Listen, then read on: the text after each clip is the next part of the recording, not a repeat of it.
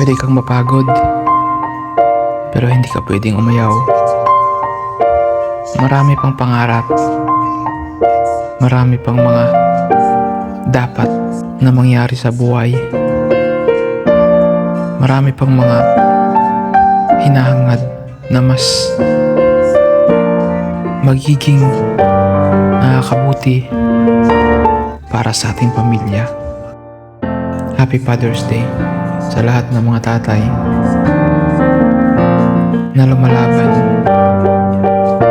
para sa kinabukasan ng kanilang pamilya.